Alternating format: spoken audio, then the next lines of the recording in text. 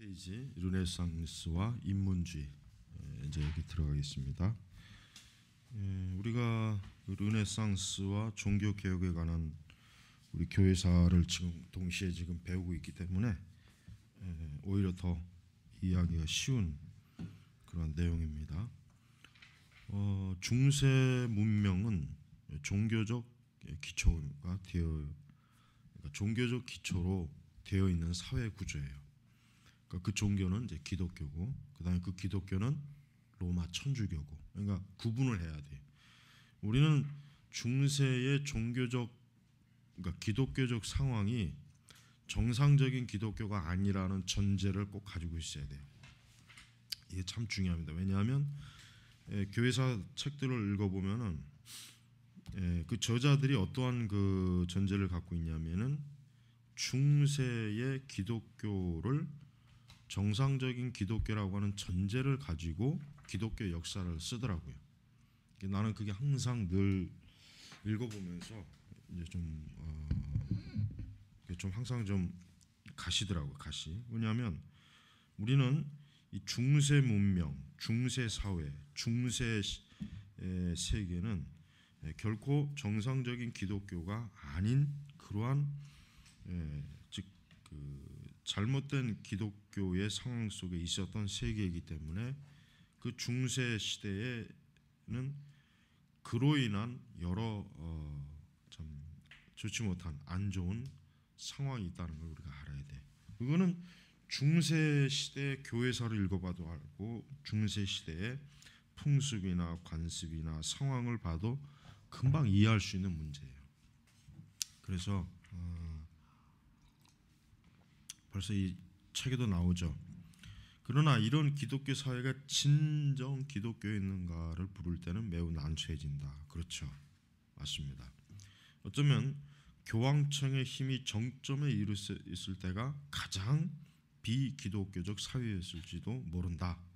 모른다가 아니라 사실이에요. 우리가 그렇게 사실로 받아들여야 돼요. 그러니까 중세 시대의 기독교는 교황의 종교, 교황의 종교에다가 그 다음에 그 교황청이 가장 권력이 종교적 세속적 권력이 가장 컸을 때 또 뭐요? 가장 비기독교적인 사회라고 우리는 확실하게 아주 얘기를 할 수 있습니다. 그래서 우리는 이 교황청, 즉 교황청은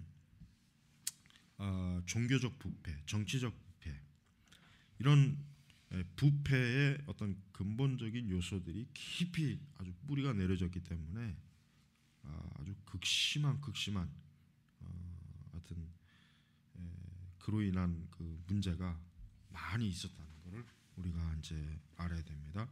바로 그러한 상황 속에서 이제 우리는 이제 인문주의가 어떻게 형성이 되었는가 알 수가 있습니다. 그래서 이제 기독교 종교가 그 근원인 그리스도의 가르침을 실천한 능력이 없게 되었을 때 기독교 전체에 대한 거부는 또 다른 해결 방안으로 제시되었다. 그게 뭐냐면 이제 반기독교적 입장인 사탄주의 무신론이 있었다 이거예요. 사탄주의 무신론. 그다음에 이제 로마 천주교는 그럼 어떻게 또 이제 그걸 대체합니까? 종교재판소. 스페인에 설치한 종교재판소를 통해서 모든 이단자들, 그다음에 하여튼 조금이라도 로마 교황과 교회에 대한 반대적인 여론과 그런 책, 그런 어떤 현상들이 나타날 때마다 강력하게 그 교황 종교재판소를 통해서 어때요? 철저하게 눌러버렸단 말이에요. 그래서 우리는 이러한 그 중세 시기의 상황이 사람들에게 어떠한 것들을 줬냐면 우선 정신적으로 굉장히 중세 시기는 정체된 상황이고, 그다음에 이제 과학 어떤 지식의 발달에 있어서도 상당히 위축된 시기. 왜냐하면 어떤 책이라든가 어떤 것들이 출간을 될 때 만약에 교황청에서 금서로 지정해 버리면 그거는 뭐 이미 지적으로 죽어버리는 거나 마찬가지예요. 그러니까 대학 교수들도 어때요? 그 당시 중세 시대 대학 교수들도 자유롭게 자기가 무언가를 말하거나 발표하기가 어려워요. 그래가지고 갈릴레오가 어때요? 갈릴레오가 그 전까지의 그 천동설을 아주 굳건히 믿고 굳건히 주장했던 그 시기에 지동설을 주장으로 말미암아 어떻게 이단 재판소에 들어갔잖아요. 그러니까 그걸 보는 그 당시 지식인들이 어떤 생각을 하겠어? 아, 있는 그대로 말해서는 안 되겠구나. 있는 그대로 사실을 말해서는 안 되겠구나. 자칫 잘못하면 저렇게 종교재판소에 끌려가지고 수치를 당하고 심지어는 잘못하면 이단으로 뒤집어 씌워갖고 죽을 수도 있으니까. 그러니까 지적으로도 굉장히 위축된 시기. 그러니까 뭐 이제 보통 이제 일반 과학 사가들 중에는 이런 말을 하는 사람도 있잖아요. 교회 때문에 과학의 진보가 더디었다. 그래서 기독교 때문에 인류의 그 과학의 진보의 문명이 심각하게 정체되었다. 이런 말을 할 정도로 그 당시는 아주 위축되었고, 그러니까 종교적으로도 카톨릭에 철저하게 복종하는 그 시기란 말이에요. 그거는 왕이나 귀족들도 예외가 없어요. 왕이나 귀족이라고 해가지고 교회의 그 간섭을 받지 않는다는 생각을 하면 안 돼. 왜? 그거는 뭐 말이 안 되는 거니까. 그 당시에는 오히려 왕이나 귀족들도 철저하게 카톨릭의 그 영향에 놓여 있었기 때문에 그 영향을 벗어난다거나 만약 그 영향에 조금이라도 반대하게 되면 어떻게 됩니까? 아주 큰 그 제재가 있고 그냥 위험한 상황에 처해야 되는 거예요. 자, 그래서 이제 25페이지 중반 보면은 두 가지 용어가 있어요. 만모니즘과 르네상스. 딱 나오죠? 만모니즘과 르네상스. 그래서 이 책에서는 이제 르네상스 자체를 휴머니즘 쪽으로 그냥 딱 아예 카테고리를 그쪽으로 딱 정해요. 자, 만모니즘은 기독교 종교를 대체할 수 있는 모종의 경건함을 갖는다. 자, 만모는 질투하는 신이죠. 그 다음에 또 세속 물질의 신이죠. 15세기부터 어떤 현상이 나타납니까? 종교개혁 이후로 그 전후로 해가지고 물론 이제 그 종교개혁 이후가 더 활발했지만은 그 당시 이제 포르투갈, 그다음에 스페인 이런 나라들이 어때요? 해양 어떤 그 개척, 그러니까 일단 인도, 그다음에 무역 이런 걸 통해 가지고 자본을 그 무역 그 자본이 막 이제 그냥 막 이제 태동하는 그런 시기. 그다음에 남미, 이런 그래서 주로 이제 로마 카톨릭 이 강한 그러한 나라들이 중세 시대 때 이 자본이 많았어요. 그러니까 영국이라든가 뭐 독일이니 화란 네덜란드니 이런 나라는 중세 시대 때는 사실 진짜 별 볼 일 없는 시대고 그 당시는 프랑스, 스페인, 포르투갈 특히 포르투갈 같은 경우 굉장히 강한 나라였단 말이에요. 뭐냐? 무역을 통해서 자본을 많이 축적하고 돈이 많았기 때문에 왕권도 강했다고요. 왕권도. 그러니까 15세기에 이런 거대 무역 또 그 유럽이 이제 자본주의가 막 이제 태동하면서 어떤 그 식민지에 대한 눈을 뜨고 이제 그런 것들이 막 발달이 된 거예요. 그래서 이런 물질주의가 어때요? 막 이제 그냥 꽃을 피우는 거예요. 꽃을.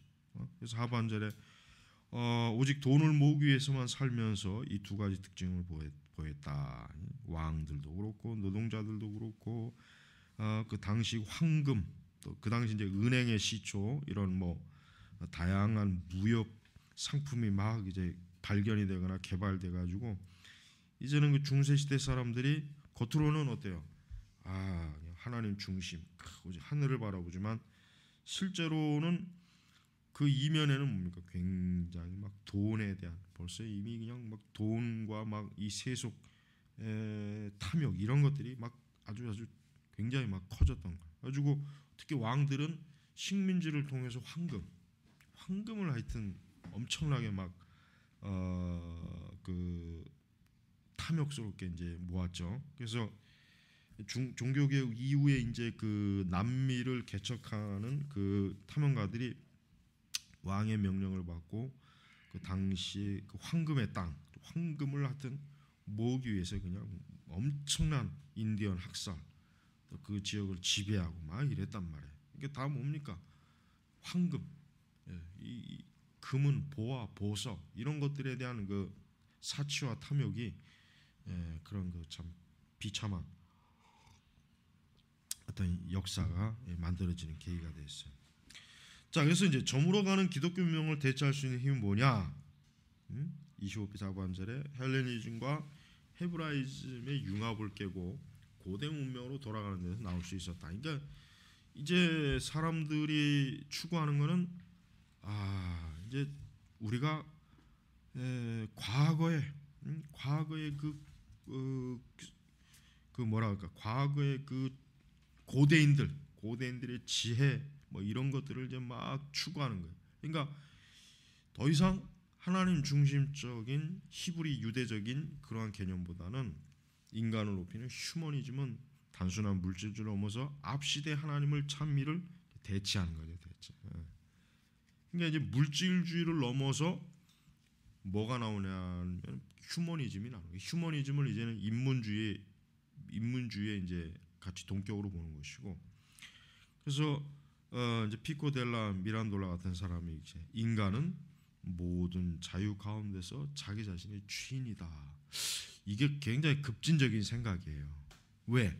중세 시대는 모든 게 뭡니까? 하나님 중심이거든 말이에요. 교회 중심, 하나님 중심.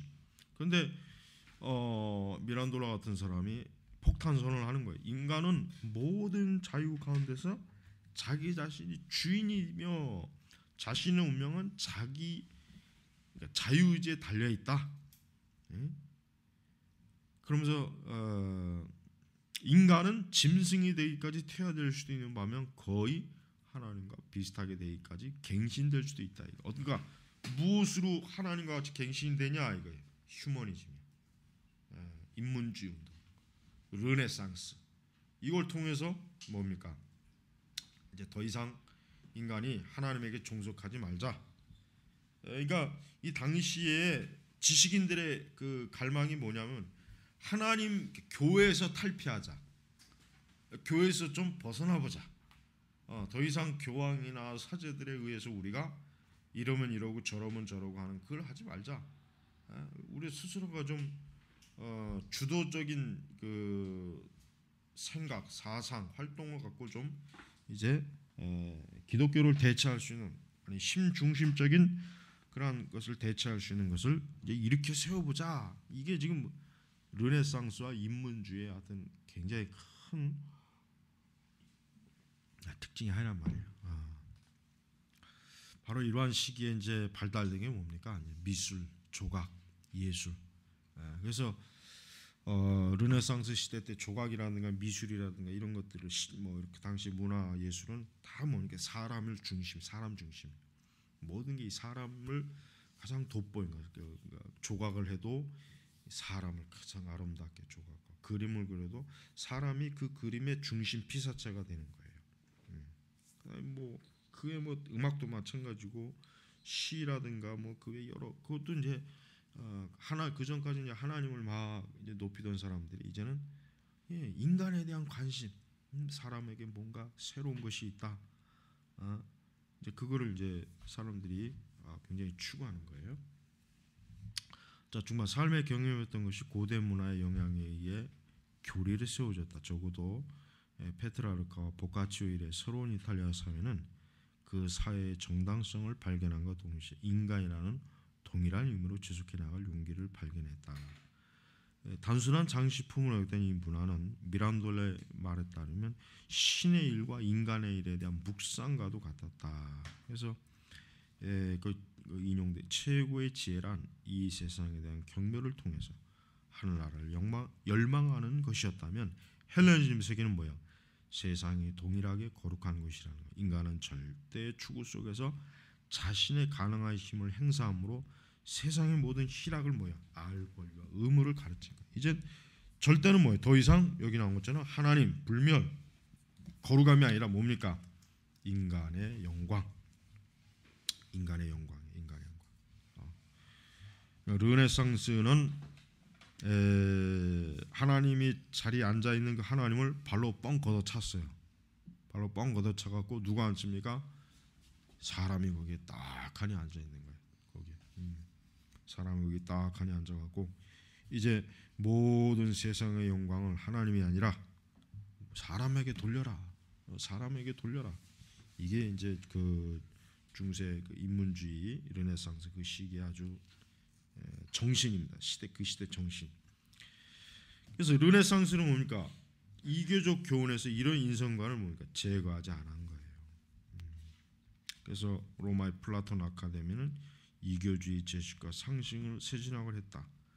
화란의 리스피크는 그리스도가 아리스토텔레스는 그의 아랍 주석자 아베로이스보다 더 진리에 덜 가깝다고 주장했다므로 1512년 어떻게 합니까? 화형을 당한 거예요. 화형. 그러니까 이제 그 당시 이제 교회는 어떻게 합니까? 이런 새로운 막 그 인문주의 이런 운동을 왜 그게 저기 뭐야? 주인이 사람이 되면 어떻게 됩니까? 교황도 어떻게 돼요? 교황도 밀려나는 거예요. 이제 사람들의 그 마음의 중심에서 하나님이 멀어지면 당연히 교회, 교황청, 고위 성직자들이 어떻게 됩니까? 멀어지는 거죠. 이제 권위가 떨어지는 거죠. 이제 더 이상 그들이 그 사회의 주도적인 세력이 못 되는 거예요. 그러니까 이제 로마 교황청은 이렇게 좀 이렇게 심하게 얘기하는 사람을 타이르는 게 아니라 뭐예요? 그냥 죽이는 거예요. 적어도 이때까지는 그냥 죽음으로 그냥 화형으로 그냥 딱 다스려 거예요. 그래서 교회는 그러니까 그 당시 이제 카톨릭은 그런 막 사방 천지에서 막 새로운 그 사람들의 휴머니즘, 인간의 중심, 인간의 영광, 인간의 지혜, 지식 이런 것들이 막 쏟아지는 거를 그 교회는 아주 안간히 힘을 써서 어떻게 막아내는 지금 아주 급박한 상황이에요. 급박한 상황. 근데 이제 그 급박한 상황에 아주 결정적인 타격이 뭡니까? 루터의 종교 개혁이에요. 그러니까 적어도 만약에 우리가 이렇게 보면 돼요. 만약에 이제 루터가 그런 종교 개혁의 기치를 일으키지 않았다면 내가 볼 때는 로마 교회는 그 당시 사회적이나 이런 문제를 어느 정도 정치적으로 다 이렇게 좀 어느 정도 좀 당장은 아니더라도 시간이 가면 다 이렇게 자기들이 잡을 수 있었는데 그거를 결정적으로 놓치는 이유가 뭐냐면 종교 개혁이 때문에 그것 때문에 왜? 그것 때문에 루터의 그 신학 사상에 동조하는 거의 유럽의 반이나 되는 왕들과 지지자들 잃어버린 거란 말이에요. 잃어버린. 그러니까 완전히 그러면 루터의 종교 개혁은 단순히 기독교에만 의미 있는 게 아니라 중세 사회 전반에 걸쳐서 의미가 커요. 중세 사회 전반에 걸쳐서 교회 그 당시 로마 교황권, 로마 카톨릭이 정말 엄청나게 타격을 입었어요. 엄청나게 타격을 입었어요. 그 타격을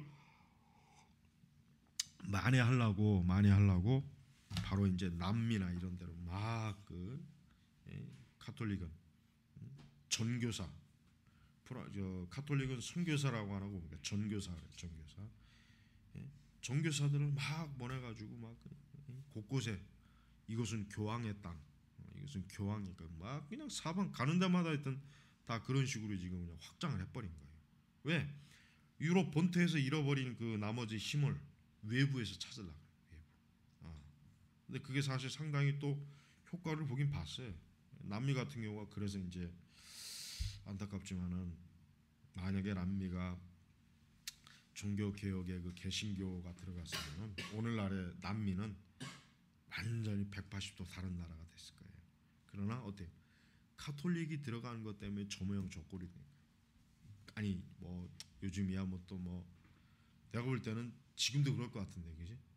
지금도 그 뿌리라고 하는 게 그래서 이제 여러분 멕시코 같은 경우 이제 그 카톨릭이나 이런 세력들로부터 벗어나 보려고 엄청난 노력을 많이 했어요. 그러다가 이제 뭐 암살돼 죽기도 하고 대통령이 그러니까 그런 역사도 있긴 했지만 오늘날 저 남미의 그 아주 근본적인 뿌리 정치적인 혼란 또 경제적인 불평등 사회적인 온갖 부도 이런 것들이 사실 뭐예요? 다 누가 뿌려놓은 거예요?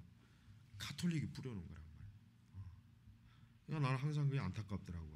진짜 저 남미가 청교도들이 갔더라면, 그러면 아마 내가 볼 땐 남미 같은 경우는 뭐 지상 천국까지는 아니더라도 얼마나 그 풍부해요. 물자 풍부하고 자연환경, 그 내가 볼 땐 북미보다 100배 더 낫을 것 같아요.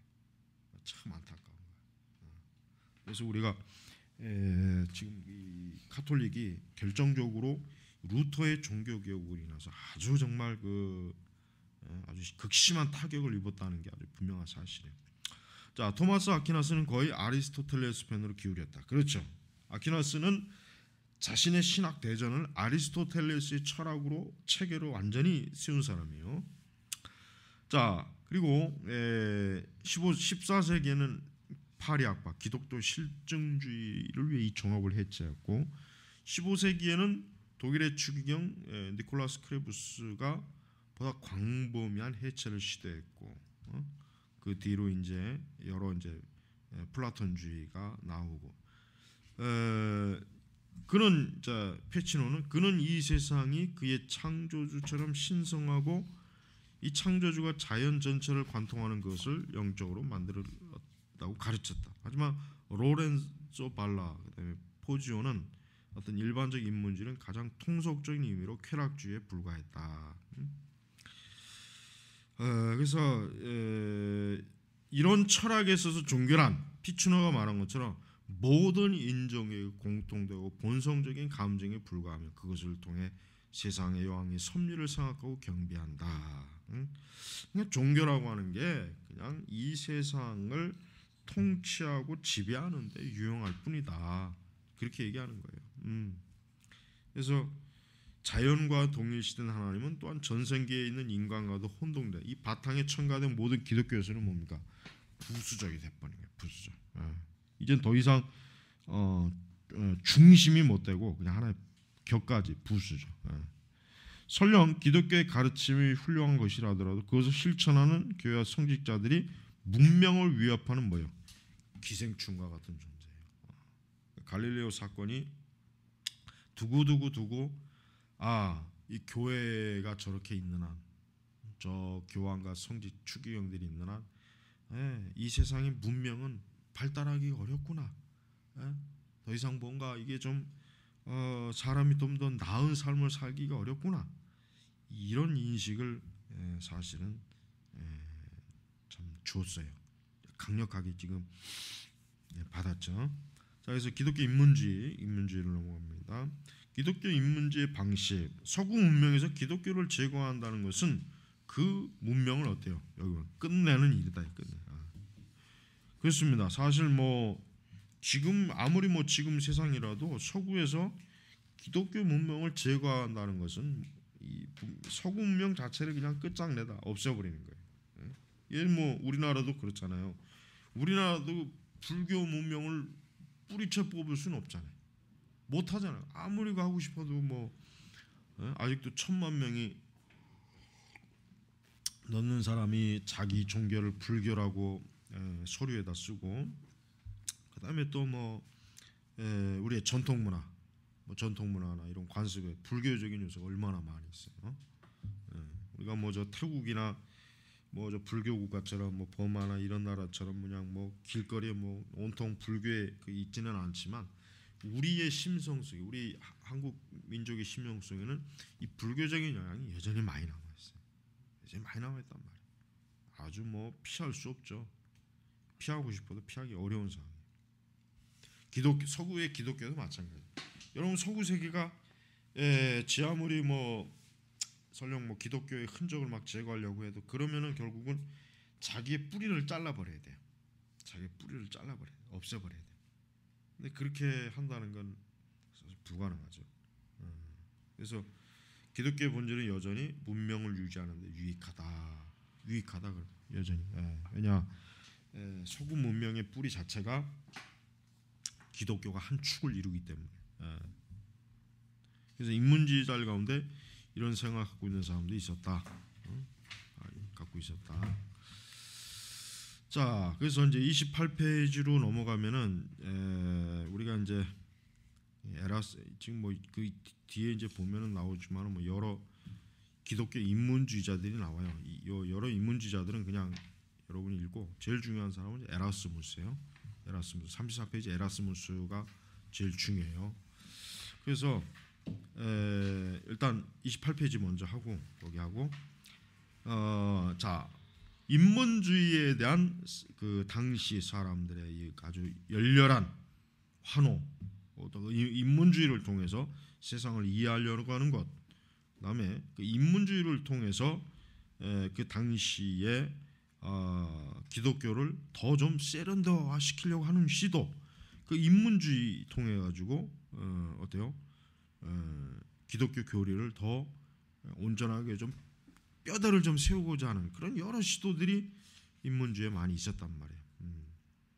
그래서 30페이지 기독교 인문주의자들 해가지고 거기 보면 기독교 인문주의자들, 이 기독교 인문주의자들, 자, 기독교 인문주의자들이라고 하는 사람은 세속적 인문주의자들하고 좀 달라요. 아까 얘기한 것처럼 기독교 인문주의자들은 이 인문주의를 어떻게 하면은 기독교를 더 온전하게 하는데 그걸 도구로 쓸 수 있을까 하고 사실 연구한 사람들이에요. 물론 근데 좀 엉성하긴 하죠. 엉성하고 어떤 오히려 뭐 이것도 아니고 저것도 아닌 그런 상황도 있긴 있었어요. 하지만 수많은 인물들이 어떻게 합니까? 프랑스, 영국, 독일, 화란 이런 데서 이제 활동을 한 거예요. 그래서 31페이지에 보면은 거기 보면 이런 말이 나왔죠. 그의 복음주의가 신약을 생명의 책이요 그리스도인들의 유일한 규칙이라고 선포하겠으며 그의 신앙에는 신앙의 표징이라고 은총을 구원의 유일한 근원으로 생각했으며 사유적으로 그의 가치를 성례에서 제기했기 때문이다. 여기 보면 이제 뭘 얘기하는 거냐면은 성경 자체에 대한 존중심은 여전히 가지고 있었지만 그러나 성례나 이런 것들에 대해서는 또 좀 거리를 두었다. 그렇게 본 거예요. 자, 그다음에 이제 영국의 인문주의자들. 자, 영국의 인문주의자들 중에 지금 존 콜레트가 가까이 있던 사람이 누굽니까? 비셔, 라티머, 틴테. 이 사람들이 어떤 사람입니까? 그 영국의 종교개혁의 샛별들이라는 사람이죠. 그래서 라티머하고 틴테일은 나중에 죽잖아요. 순교하죠. 그래서 영국의 종교적 부문을 가장 잘 나타내는 토마스 모어. 토마스 모어가 굉장히 유명한 사람이죠. 이 토마스 모어 같은 사람 그래가지고 이 사람도 굉장히 그 아주 인문주의자로서 영국을 대표하는 사람인데 에라스무스의 영향을 또 많이 받고, 근데 독일 같은 경우는 독일은 이제 다양한 그 역시 독일도 이제 인문주의자들이 굉장히 많이 활동을 많이 했어요. 요거는 여러분들이 개인적으로 보고, 자 이제 에라스무스로 좀 들어갑니다. 에라스무스는 중세 최고의 지성인입니다. 교황도 에라스무스에 대해서 굉장히 열렬한 지지자요, 후원자요. 그래서 1469년에 로테르담에서 태어났죠. 태어나가지고 그는 여러 유럽 전역을 다니면서 공부를 하고 또 연구를 하고 그래요. 그게 가장 유명한 게 뭡니까? 엔키리디온. 지금 이 책에 에도 에라스무스의 엔키리디온이 제일 첫 번째 나와요. 제일 첫 번째 나오죠. 그래서 이 책에서 그는 뭐라 합니까? 하반절 오직 성경에 기초한 새로운 신앙 방법론을 요약한다. 그는 비트리에와 콜레트에 따라서 내면적 삶의 정의를 개념을 정의하려고 행위의 유대계 복음을 영적으로 대체하며 루터 이전의 그리스도인의 자유교류를 사도 바울에게서 끌어냈다. 그만큼 에라스무스는 성경을 굉장히 깊이 연구한 사람이에요. 단순히 인문주의 학자로서만이 유명한 사람이 아니라 에라스무스는 루터와도 아주 치열하게 논쟁할 정도로 신학적인 데도 관심이 많았어요. 관심이 많았고 여기 이 글에 나온 대로 루터 이전에 그리스도인의 자유교리를 뭐요? 바울에게서 끌어낼 정도로 탁월한 신학적인 또 분별력이 있었던 사람이에요. 그리고 이제 그의 책 중에 이제 우신예찬, 여러분 우신예찬은 꼭 한 번쯤 읽어봐요. 우신예찬은 적어도 신학을 공부하는 사람은 진짜 이거 하나의 뭐 교양도서라고 할 수도 있고 아주 중요한 우리가 중세 인문주의자가 쓴 책 중에 가장 일반 사람들에게도 인기 있었던 책이 맞아 이 우신예찬이에요. 거기서 이제 그 사람은 그 당시 로마 카톨릭과 교회 여러 것들을 막 풍자적으로 어때요? 비웃고 조롱하고 그러면서 또 문제를 파헤치고 막 그러는 거예요. 이제 그 중에서도 이제 하나 여기 이 책에서 이제 딱 이걸 좀 한번 읽어보죠. 간다. 지상에서 예수 그리스도의 대리인들인 교황들은 만일 그들이 이 하늘에서 오신 구주의 발자취를 따르려 했다면, 만일 그들이 그의 청빙과 그의 활동과 그의 가르침과 이 땅의 것 때문에 받은 교통과 멸시를 담으려 애썼다면, 만일 교황이라는 말이 아버지를 의미한다고 생각하고 또 사람들이 존경하는 이 매우 거룩한 칭호가 그들로 그것이 합당하게 대로 경고하는 것을 했다면, 그들 역시 가장 슬프고 불쾌한 삶을 영위하지 않았을까. 이런 모든 교체를 하고서도 그토록 차지하기 어려운 자리를 사기 위해 모든 재산을 희생해야 했던 사람은 누구이며, 그 자리를 얻고서도 그것을 지키기 위해 고문과 독약과 온갖 종류의 폭력을 사용했던 사람 누구냐? 교황이라는 거지, 그죠? 계속 지금 교황을 조롱해요. 만일 교황들이 어느 날 지혜를 알아차게 되었다면 그들은 수많은 종류의 즐거움과 안락함을 빼앗기지 않았을까? 만일 그들이 예수 그리스도가 말하는 소금 하나만 가졌다면 말이다. 그 많은 부, 명예, 권세, 승리, 책임, 위험, 직무, 세금, 은혜, 면제, 밀, 노세, 관리 그리고 온갖 종류의 쾌락을 슬프게도 철야, 금식, 눈물, 기도, 성경 연구, 탄식 그리고 이와 유사한 천여 가지 다른 불행이 계승하는 것을 보았을 것이다. 하지만 그 많은 서기, 필기자, 공증인, 변호사, 검사, 비서, 노세몰이꾼, 마부 운행가는 어떻게 되었을까? 나는 너무나 즐거운 말을 하고야 말았다. 때묻지 않은 기회에 불쾌감을 주지 말자.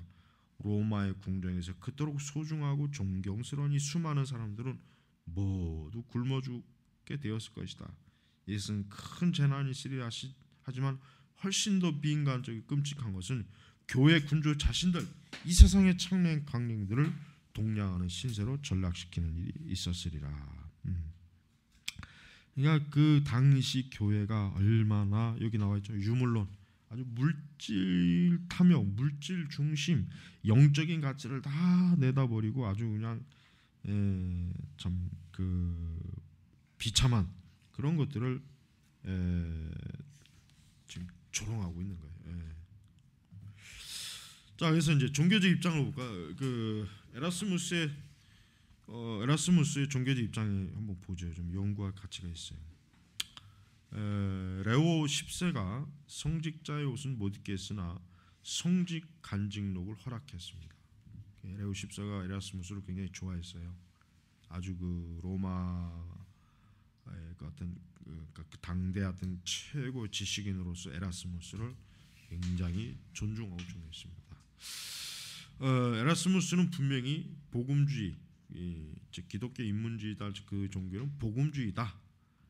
에라스무스 역시 구원이란 뭡니까? 성부에 거저 주시는 너그러움에 달린 것이지 공로에 달린 것이 아니라고 어때요? 분명히 단언했다 이거. 그러니까 여러분, 이걸 통해서 뭘 알 수 있습니까? 그 당시 지식인들은 에라스무스와 똑같은 생각을 한 거예요. 여러분, 그 당시 지식인들은요, 여러분, 루터가 즉 인간의 구원에 대해서 왜 카톨릭이 공로나 어떤 자기 선이나 자기 노력, 자기 의를 추구하는 것에 대해서 루터가 막 비판했을 때 어때요? 그 당시 지식인들이 가장 그걸 지지했어요. 왜? 이미 에라스무스가 이런 생각을 다 공유하고 있었거든. 그러니까 그들은 알고 있었어요. 저 카톨릭이 말하는 온갖 저런 선행과 저들이 추구하는 저런 각종 성인, 공로 뭐 이런 것들 사실은 다 사실은 껍데기라는 것. 그걸 이미 알고 있어요. 그 당시 지식인들 치고 그런 걸 몰랐던 사람은 거의 없어요. 거의 없단 말이에요. 이 점에서 그래서 종교개혁자들과 매우 가까워.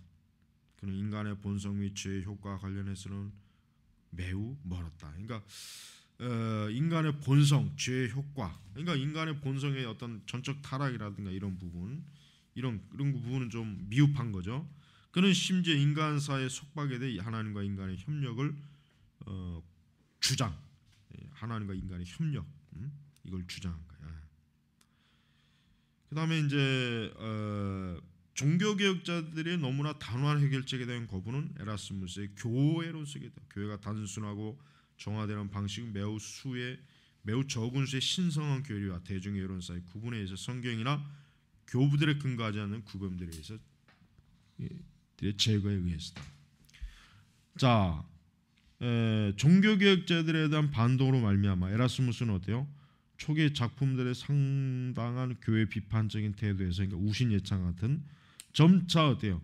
교회의 필요성의 주장하는 방향으로 전환한다. 그러니까 에라스무스는 초기에 종교개혁을 지지했다가 점점 종교개혁이 예를 들면 토마스 맨체의 농민혁명이나 이런 것들, 또 이제 종교개혁이 이제 제세례파가 또 막 과격하게 들고 나오고 이런 거니까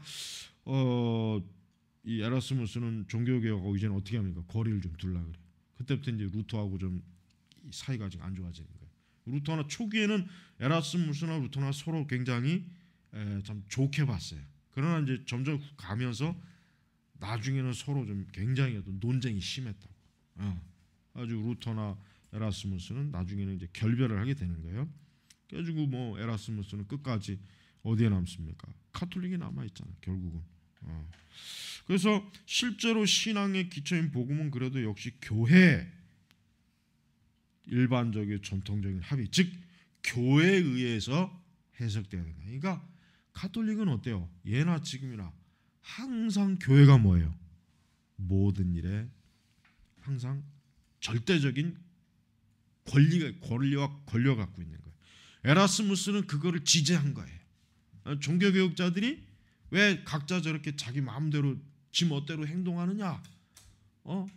왜 그 교회 중심에서 이탈되려고 하느냐? 이게 에라스무스가 종교개혁자들을 바라보는 관점이었단 말이에요. 자, 우리 잠깐 쉬고.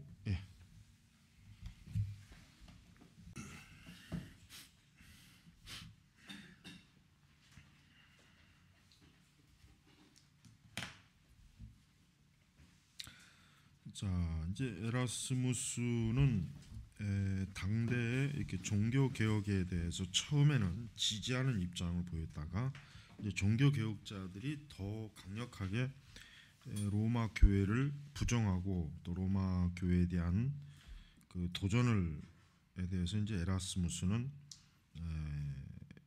오히려 이제 그때부터는 교회를 비판하는 입장보다는 옹호하는 입장으로 이제는 돌아서게 되는 거예요. 그래서 확실히 이제 에라스무스는 인문주의자다. 그러니까 인문주의의 그 토대로 보기 때문에 여전히 카톨릭을 고수하는 것이고, 루터는 확실히 신학자이기 때문에 교회를 신학적 관점으로 이제 바라본 거예요. 그러니까 에라스무스는 이제 이제 에라스무스의 공은 종교 개혁이 일어날 수 있는 아주 중요한 헬라어 이제 신약 성경 사본을 이제 번역한거나, 또 그다음에 초기에 로마 교회 그 어리석은 미신적, 그다음에 종교적 부패, 성직자 부패, 제도적 부패, 이런 부분을 드러내서 어느 정도 이제 루터의 종교 개혁에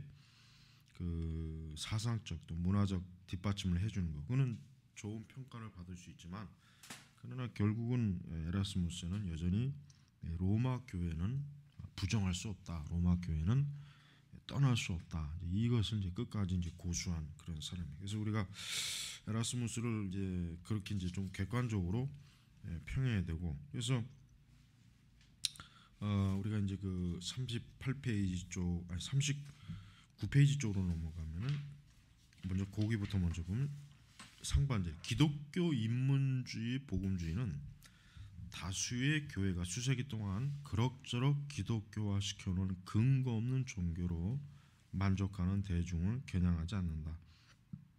이 복음주의가 겨냥하는 것은 새로이 퍼지는 엘리트 계층을 건설하는 것으로 쓸데없이 수도사들이 건축물이 아니라 라틴어를 읽을 줄 아는 엘리트, 그 삶에 충분한 규칙을 제공하는 성경을 읽을 수 있는 계층을 겨냥한다. 그래서 기독교 인문주의자들은 좀 더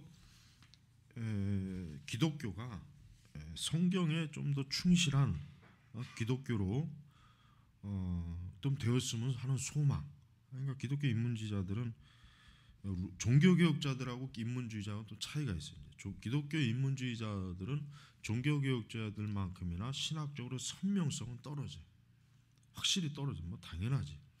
그러나 이게 있죠. 또 종교개혁자들은 인문주의적 바탕이 다 있다는 거. 칼빈도 그렇고 루터도 그렇고 쯔빙글리도 그렇고 베자도 그렇고 멜랑통도 그렇고 부서도 그렇고 그 당시에 그 종교개혁자들은 기독교 인문주의의 그 영향을 다 받고 있었던 사람이고, 그러나 그들은 거기에서 한 걸음 더 나아가 교리적, 신학적으로 이 기독교를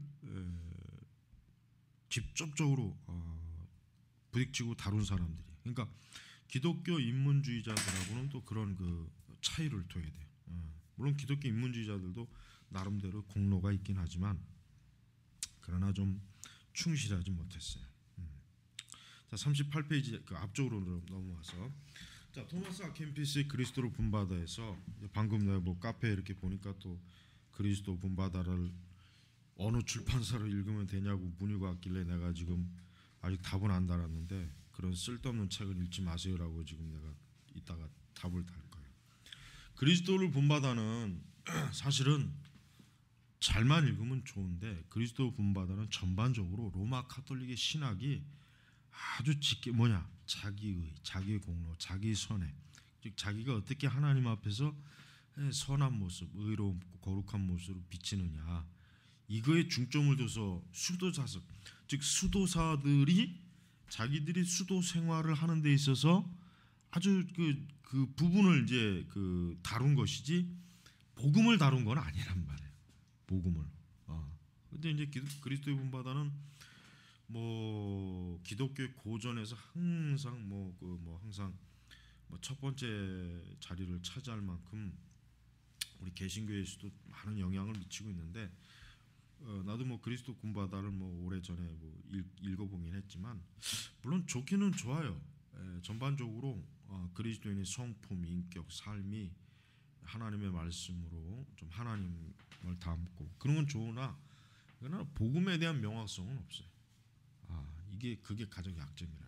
그리스도의 본받아는 결국 수도사 지침이라고 보면 돼요. 수도사들이 어떻게 수도원에서 자신들의 수도 생활을 하는 데 있어서 어떤 규칙서라고 보면 딱 좋은 삶인 거예요. 자, 그래서 어떤 자신의 그 개인의 경건 또 거룩 그거를 추구하는 것과 종교개혁자들의 이신칭의하고는 전혀 이게 상관이 없어요. 루터의 그 이신칭의가 왜 우리가 중요하냐면, 왜 그것을 기독교가 일어서느냐 넘어서느냐, 왜 그것을 기준점으로 보냐면 결국 인간이 그리스도를 본받는 것이 아니라 결국 뭐예요? 그리스도를 자신의 구주로 영접하는 거지, 본받는 게 아니에요. 그러니까 중세 교회는 이신칭의가 결국은 사실은 없다고 봐야 돼. 그러니까 중세 시대 사람들은 예수 그리스도, 뭐 동정녀 마리아, 또 교회의 어떤 선행과 공덕, 이런 자기 의를 쌓는 개념을 신앙으로 알았지, 진짜 말 그대로 나는 아무것도 안 하고 나는 정말 아무 공로도 없고 내가 설령 정말 그 십자가의 우편에 달린 강도처럼 죽을 때까지 죄를 지었다 할지라도 내가 예수 그리스도를 그분의 그 손을 그분이 내민 손을 믿음으로 붙잡을 때 내가 하나님의 자녀가 된다. 천국에 간다. 이거는 중세 시대 사람들한테는 이거는 전혀 이게 들어올 수가 없단 말이에요. 그러니까 루터가 왜 그렇게 그 이신칭의를 자기 루터교 신학, 그 루터의 그 신학의 중심으로 삼는 이유는 바로 그것 때문에 그래요. 그것 때문에. 그래서 우리는 분명히 이제 중세 시대 사람들도 나름대로의 경건, 즉 하나님 앞에서 어떻게 경건한 삶을 사느냐, 어떻게 경건한 신앙을 갖느냐에 대해서는 중세 시대 사람들도 고민을 많이 한 거예요. 그거는 그때 사람들도 굉장히 진지했어요. 그러나 문제는 뭐냐면 그 시대 사람들은 그리스도를 전적으로 자기 의로, 그러니까 예수 그리스도께서 그 십자가의 의로 죄인인 우리를 전적으로 받아준다는 이것에 대한 그 중세 시대 사람들은 개념이 없는 거예요. 그러니까 그거를 전혀 말도 안 된다. 내가 어떻게든지 내 의, 자기 선행, 또 그렇게 하다 안 되면 어떻게 해요? 면죄부도 사고, 또 심지어 성인들의 공로도 의지하고, 그렇게 해서 내 경건과 어떤 경건함, 하나님 앞에서 경건함을 이루는 그러한 것의 중세 시대 사람들의 특징이란 말이에요. 또 그만큼 중세 시대 사람들은 그 당대에 사실은 카톨릭이나 기독교가 상당히 어때요? 굉장히 부패한 면이 많았거든. 일반 뭐 지역 교회 지역 성당이 뭐 사제들이나 신자들의 삶이 그 실제적인 경건의 삶이라고 하는 것은 뭐 엉망진창이었어요. 엉망진창이라고 엉망진창. 그러니까 더더욱이나 이제 그런 부분에 있어서 이제 경건함이 없구나, 뭔가 이런 게 없구나 하는 그것 때문에 이제 그리스도 본받아 토마스 아켄피스가 이 책을 이제 편집한 거죠. 지었다기보다는 편집을 해서 이 책이 나왔을 때 왜 그렇게 이 책이 이렇게 당대에도 열광적으로 받아들였냐면 결국은 그리스도를 닮은, 그리스도를 철저하게 중심으로 모이는 신앙이 드물었다는 거예요. 성직자도 그렇고 일반 신자들도 똑같이 그 부분에서는 한참 밑떨어지니까 이런 책들이 그래서 그 당시에 인기가 있었던 거예요. 그 당대에도. 그래서 중반 이러한 전 종교개혁의 복음주의적 성격은 16세기 기독교 인문주의자들 속에서도 발견된다. 그래서 미란돌라, 자크 르페브르, 에라스무스 등 우리의 종교개혁자들에게 복음적 준비물을 마련해준 이들이다. 그래요. 복음적 준비물. 이 중에서 이제 에라스무스, 엔키리디온은 16세기 기독교 인문주의가 보여주는 복음적 성향을 잘 보여준다. 그래서 엔키리디온이 주장하는 바는 그리스도인으로 하여금 삶의 모든 규칙이 담겨 있는 성경을 잘 읽도록 돕는 것이다. 그러니까 에라스무스가 잘 간파한 거예요. 이건 뭐냐? 도대체 자기 시대 교회가 왜 이러냐? 왜 이렇게 교황부터 시작해가지고 하급 성직자들까지도 왜 교회 자체 또 왜 저 성직자들이 저 모양 저 꼴인가 하는 것을, 그 다음에 또 그들의 영향을 받은 일반 그 당대 그 대부분의 그 민중들 신앙 그 일반 신자들이 왜 그러느냐 했을 때 에라스무스는 무엇을 간파한 거냐면 결국 성경이 없는 로마 교회, 성경이 없는 기독교, 성경이 없는 성직자 생활, 성경이 없는 일반 신자들의 생활, 이게 결국은 그 모든 부패의 뿌리라는 거예요. 그러니까 엔키리돈을 통해 가지고 뭐예요? 성경 읽기의 개인화. 여기 딱 나와요. 이 성경 읽기 개인화.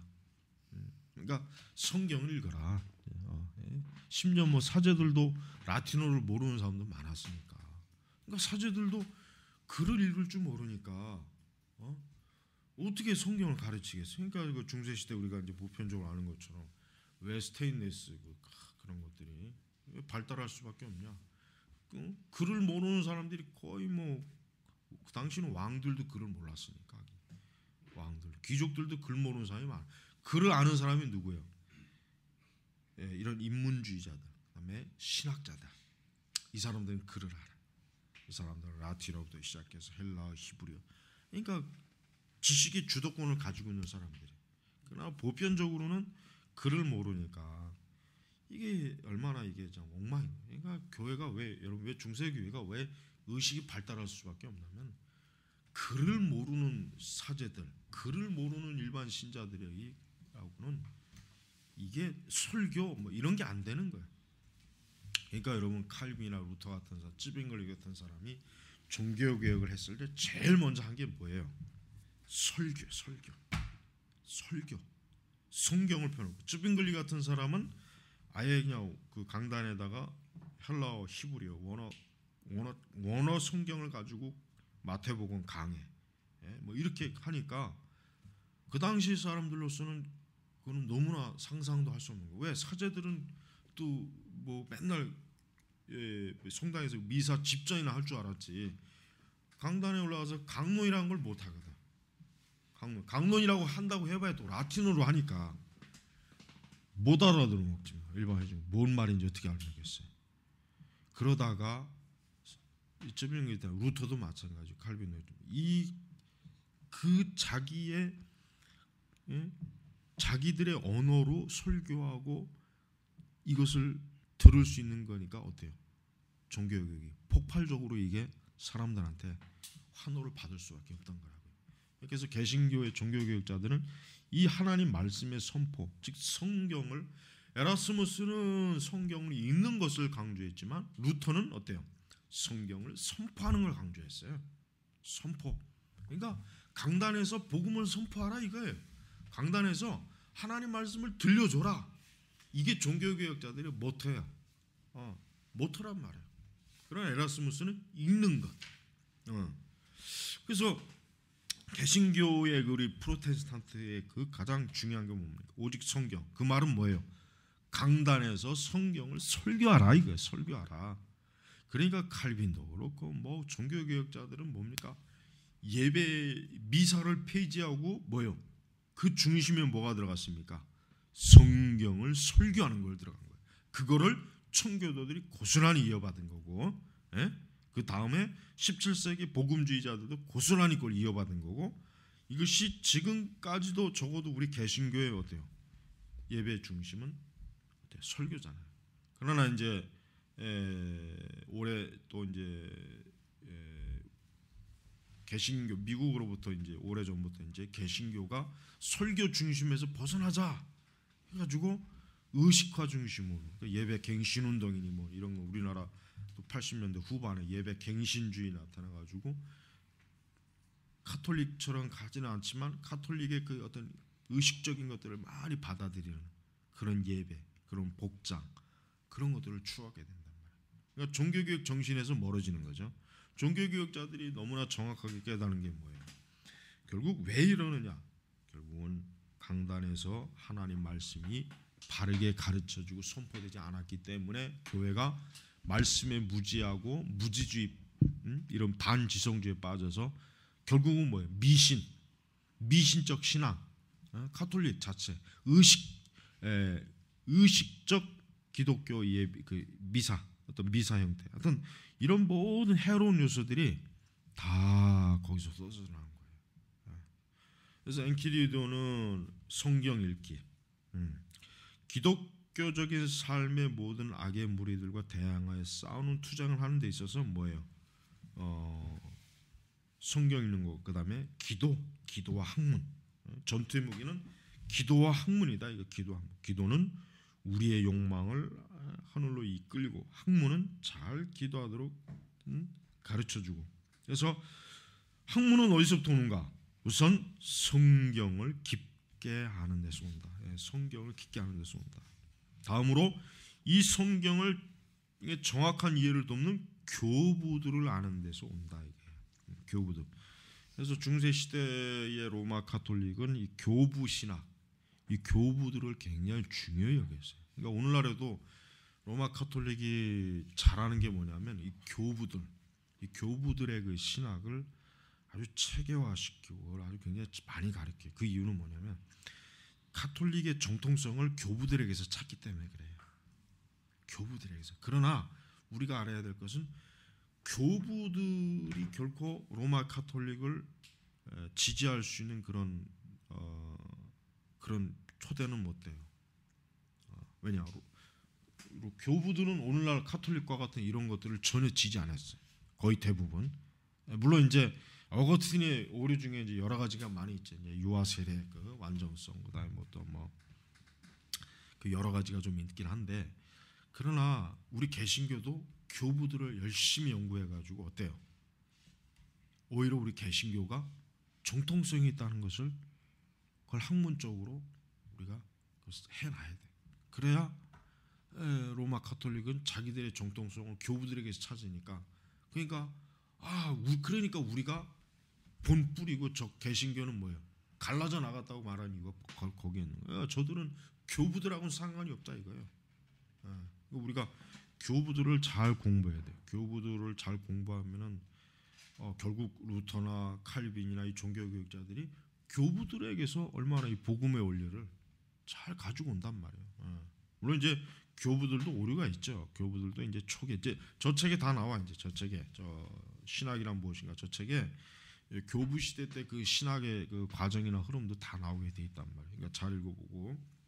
그래서 우리는 그러니까 여기서 지금 이제 교부들을 아는 데서 오니까 이제 이 사람들이 스콜라 철학의 전통과 결별하여 올바른 철학적 준비를 하는 데서 온다. 그러니까 그러면서 이제 삶의 규칙, 그러니까 우리 그리스도인이 좀 그리스도의 군사로서, 병사로서 태만, 게으름, 어떤 맹목적인 것, 이런 것들을 다 좀 버리고 온전히 그리스도를 쫓고 죄를 멀리하고 그리스도의 십자가를 바라보는 이런 것들도 엔케리디온에서 강조를 많이 해요. 그래서 기독교 인문주의 복음주의는 다수의 교회가 수세기 동안 아까 얘기한 것처럼 근거 없는 종교로 만족하는 대중을 겨냥하는 것이 아니라 누구예요? 바로 엘리트, 윗대가리들, 즉 백성들의 영적인 것을 진짜 책임지고 지도하는 이 무리들을 어때요? 이 사람들은 집중적으로 계몽시킨 거예요. 성경을 읽어라. 너희들이 기도를 해라. 너희들이 게으르면 안 된다. 너희들이 그리스도의 병사로서 그렇게 부주의하고 태만하고 정욕에 빠지면 되겠느냐? 바로 그들에 대한 그 어떤 계몽이요, 계몽. 이 엔키리디오는. 그러니까 에라스무스는 굉장히 그 좀 엘리트주의의 그런 어떤 기독교 개혁의 방식을 추구했다고 보면 돼. 반면에 루터나 칼빈은 어떤 사람들이에요? 대중이에요. 이 사람들은 더 보편적으로 대중들을 직접적으로 향해서 어때요? 복음을 전하는 거, 그런 그 바른 교리를 가르치는 거. 그래서 루터나 칼빈 같은 경우 뭘 만들었습니까? 어린 소년 소녀들을 위해서는 교리문답 그것들을 만들었잖아요. 칼빈의 기독교 신앙 교리집이라고 어린아이들을 위해서 만든 거란 말이에요. 왜 그러냐? 어린아이들부터 어때요? 바른 교리를 가르쳐야 된다 이거예요. 그래야 이 아이들이 커서 성인이 되었을 때 교회가 바르게 되는 것이지. 그러니까 에라스무스는 지적인 엘리트주의를 가지다 보니까 역시 그 대상도 그런 그 엘리트 지배층, 종교적 지배층을 향해서 이렇게 개혁을 좀 뭔가 시도하려고 했지만 그 하층을 위해서는 별로 한 게 없어요. 왜냐하면 에라스무스 자체가 뭐 워낙 학문적으로 이제 뭐 아주 높은 차원에 있는 그 사람이다 보니까 이런 사람들은 눈에 안 들어온 거예요. 그 사람들에게는 전혀 신경 쓸 그런 마음도 없었고 그렇게 된 것이란 말이에요. 자, 그래서 39페이지 하반절에 보면은 엔키리디온의 성경의 3분의 1이 구약, 3분의 2가 신약이다. 복음서 이야기의 중심적인 그리스도는 에라스무스의 책에서도 중심에 계신다. 그리스도를 본받아의 독자의 모방과 경배의 대상은 갈보리의 그리스도이다. 그리스도를 본받아 독자의 모방과 경배의 대상은 갈보리의 그리스도이다. 요거는 조금 내가 볼 때는 조금 좀 이해를 좀 자세하게 해야 될 부분 같은데, 요거는 그리스도를 본받아는 그 순서별로 또 이제 주제별로 딱딱딱 나눠 있지만 전반적으로는 예수 그리스도에 대한 모방, 그분을, 그러면서도 이제 그분의 고난에 대해서도 모방하는 거. 그러니까 그분과 같이 십자가로 졌으니까 나도 그런 고난, 고행, 그러니까 더 쉽게 말하면 고행, 그런 것들을 나도 좀 본받는다. 이제 그걸 얘기하는 거예요. 근데 복음적 십자가 중심을 얘기하는 건 아니에요. 그건 아니란 말이에요. 그러니까 그리스도를 본받아는 예를 들면 이런 사람들은 아마 아직 거듭나지 않았지만 기독교 생활을 하고 싶은 사람한테는 그리스도를 본받아는 딱 좋은 책이야. 아주 좋아요. 아주 뭐 그냥 최고예요. 그리고 이제 또 한편으로 이제 예수 그리스도를 믿는 사람, 중생하고 거듭난 사람들 중에 자기 의가 아닌 오직 그리스도 중심적 의를 철저하게 아는 사람도 한 번쯤 읽어보면은 뭐 도움이 안 되는 건 아니에요. 그래서 우리가 이제 웨슬레 같은 경우도 이 책에서 많이 영향을 많이 받았잖아요. 웨슬레도. 그래서 우리 개신교에서도 이 책을 좋아하는 이유가 내가 볼 때는 신자들의 신앙생활에서 예수 그리스도 중심적 그런 어떤 그걸 사모하는 사람들이 그만큼 우리 교회 역사 속에서 많았다. 이제 그 증거가 되는 거예요. 그 증거. 자, 지금까지 우리는 주로 에라스무스의 종교적 입장을 봤다. 하지만 그의 계시 해설은 어디까지나 문명과의 관계 속에서 이루어진다. 그렇습니다. 바로 이게 문제죠. 에라스무스는 인문학자입니다. 신학자는 아니에요. 그가 아무리 성경을 뭐 관심 있게 또 심지어 헬라어 성경을 원어로 번역해서 원어로 이제 새롭게 이제 헬라어 성경을 또 한 것도 그렇고, 그러나 그는 인문주의 관점에서 여기 봤죠? 고전교육. 오늘날 얘기하면 뭐예요? 인문교육이에요. 인문학 교육이에요. 이러니 루터하고 에라스무스가 대화가 되겠어요? 안 된단 말이에요. 고양이하고 개처럼 서로 사인이 달라요. 서로 관점이 너무 틀려요. 어느 부분에서는 일치하지만 결국은 다르단 말이에요. 루터에게는 생명이에요. 생명. 인간의 영생, 생명, 죄사함, 의로. 그러나 에라스무스는 그것이 아니라 뭐예요? 인간이 어떻게 교양인이 되느냐, 어떻게 인간이 좀 고상한 문화인이 되느냐, 어떻게 하면 인간이 더 인간으로서의 고귀한 품격을 갖느냐, 거기에 지금 에라스무스는 거의 다 거기에 쏠려 있어요. 거기에 쏠려. 그러니까 이 에라스무스의 전기집을 나도 한번 뭐 읽어보았지만은 에라스무스는 전반적인 그의 활동은 신학적 활동이 아니라 어때 인문주의 학자로서의 활동이에요. 그래서 대학에서 강의를 가르치고 어떤 고전 체계의 그 부분에 대한 책을 쓰고 그걸 해석하고 줄을 달고, 그러니까 이 사람은 이걸 한 것이지 루터와 칼빈과 같은 그런 성경 신학, 교리 신학에 대한 부분에서는 에라스무스는 별로 한 게 없어요. 한 게 없어요. 우리가 그거를 잘 명심해야 돼요. 자, 언제나 고전적인 것, 기독교적인 것을 융합한다. 이것은 진리 탐구, 자연과 은총, 탐구하는 계시, 수탁 계시, 학문 연구, 고전과 성경 번역, 윤리와 정치 사상, 고전과 성서를 이용한 교육 비판에 이르기까지 늘 에라스무스를 따라한다.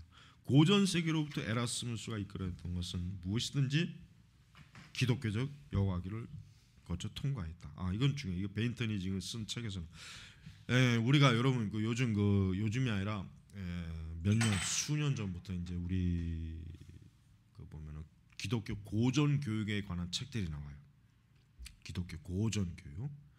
여러분 기독교 고전 교육의 기본이 뭐냐면 문법, 논리학, 수사학, 그다음에 이제 그런 관점에서 이제 어떤 좀 더 사람을 깊이 생각할 수 있는 존재로 만들고자 하는 그 요구가 이제 이 고전 교육이에요. 그러니까 서양에서도 이제 이 고전 교육에 대한 관심을 여전히 많이 가지고 있어요. 그래서 좀 이런 그 서양 사립학교들, 여전히 사립학교들은 아이들한테 고전 교육을 시켜요. 고전 교육을 시켜서 예를 들면 이제 부분적으로 이제 체계적으로 그 고전 교육의 교과를 시켜가지고 가르치게 돼. 그다음에 이제 미국의 이제 홈스쿨, 이런 기독교 계통의 그 홈스쿨 이런 데서는 이런 고전 교육을 또 중요하게 여겨요. 그래서 아이들을 좀 더 깊이 성찰할 수 있는 사람으로 만들기 위해서 고전 교육을 시키는 거예요. 그러니까 예를 들면 우리나라로 얘기하면은 초등생이나 중고등학교 아이들한테 공자 맹자를 가르치는 거 똑바로. 근데 사실은 만약에 이제 우리나라도 초등생들한테 공자 맹자 이런 걸 가르치면 내가 볼 땐 안 하는 것보단 100번 나아요. 왜냐? 아이들이 지금 저렇게 개망나니처럼 짐승 떼처럼 저렇게 하지는 못해. 물론 이제 유교적 관점이 들어가긴 하지만 적어도 인간의 정신을 천박한 땅바닥에 놀지 않도록 하는 게 이게 고전이거든요. 그게 고전이란 말이에요. 그게. 그러니까 지금 왜 사람들이 인문학을 왜 이렇게 열광하냐면 그동안 우리 사회가 어때요? 굉장히 바쁘게 살아왔거든. 산업 사회를 거치고 정보 사회를 거치면서 그냥 미친 듯이 달려오니까 뭐요? 그런 기술이나 그런 것은 있지만 인간으로서의 뭔가 아무것도 텅 빈 거예요. 인간으로서의 어떤 그 뭔가 좀 인간으로서의 좀 고유한 가치가 없으니까 사람들이 이제 뒤늦게 이래가지고 안 되겠구나. 뭐 머리에 좀 든 게 있고 뭐 좀 사람이 생각할 줄 알아야 되는데 그거를 이제는 이제서야 그걸 인식하는 거예요. 그러니까 뭐 공자, 맹자, 뭐 마르크스 뭐 뭔가 인문학적인데 사람들이 환상에 빠지는데 제일 좋은 건 뭡니까? 성경이죠. 성경 읽히는 거고 그 다음에 이제 고전 교육도 중요해요. 고전 교육 예를 들면 문법, 그러니까 정확하게 문법을 쓰고 읽는 것. 그러니까 읽고 쓰는 건 기본이에요. 모든 교육의 기본이 뭐냐? 읽고 쓰는 거예요. 서양에서는 그래서 읽고 쓰는 것을 정확하게 어릴 때부터 가르쳐요. 그래야 이 아이가 나중에 어떤 분야에서 공부를 하던 이 아이는 그 공부를 학문화할 수 있는 체계가 세워지는 거예요. 그러니까 여러분 서양의 인문학 도서들 중에 서양 외국 도서들은요, 그 의사나 뭐 이런 기술과학 계통의 사람들도 뭐 플라톤이나 뭐 그리스 철학자들 그걸 자유자재로 막 인용해. 왜 그런 줄 알아요? 어릴 때부터 이런 그 기본적인 인문학 교육을 학교에서 받았기 때문에 그래요. 그러니까 글 쓸 줄 안다는 거예요. 글을 쓸 줄 안다는 건 생각할 줄 안다는 거예요. 그럼 우리나라 사람은 안 그러잖아요. 우리나라 사람은 이게 뭐 그냥 말 그대로 대학 가기 위해서 뭐 취업하기 위해서 하는 것이지 정말 사람이 자기가 정말 무언가를 생각하고 고민하기 위해서 공부하는 건 그렇게 해서 공부하는 건 아니란 말이에요. 여러분 신학을 공부할 때도 마찬가지고 신학이라고 하는 게 내가 이제 저런 책을 왜 읽게 하냐면은 단순히 봐요. 목회를 하다 보면은 이런 깊이 있는 책보다는 가벼운 거. 목회를 어떻게 하면 잘하냐, 뭐 신방을 어떻게 하면 잘하냐, 설교를 어떻게 하면 잘하냐, 뭐 그런 게로만 이게 관심이 가지지. 이게 깊이 있게 이런 걸 공부. 그러면 어떻게 됩니까? 이 목회가 어떻게 돼요? 전반적으로 천박해지는 거예요. 우리나라 교회 보세요. 목사들이 다 그렇기 때문에 이 유치한 그런 현상들이 지금 계속 나타나는 거예요. 그러니까 신학생들은 설령 자기가 전문 신학자로 안 가도 신학의 깊이 있는 책들을 학교에서 다 읽게 해야 돼. 읽어서 그러니까 이런 책들도 그래서 읽는 거란 말이에요. 우리가 그렇게 해서 충분히 신학적인 소양을 풍성하게 가진 상태에서 설교도 해야 되는 것이고 목회가 되는 거란 말이에요. 제발 그렇게 해야 돼. 제발 그렇게 안 하고 제발 가볍게 그냥 즉흥적으로 당장 뭐 써먹을 거 뭐 교회를 300명 돌파하는 비결, 뭐 교회 1000명 돌파하는 비법, 목회자들이 그런 책 얼마나 좋아하는지 알아? 왜 당장 그걸 써? 그러나 아니야. 자기의 목회가 진짜 오래 깊이 가길 원한다면은 이런 책들, 이렇게 신학의 깊이 있고 다룬 책들, 우리 제네바 신학교에서 가르치는 이런 책들을 읽어야 된다. 읽어야 된다. 이게 당장은 실용적인 것 같지도 않고 당장은 뭐 그렇지만 그렇지 않아요. 나중에 목회할 때는 벌써 크게 차이가 나는 거예요. 응? 몇 시까지? 30분. 끝났어요?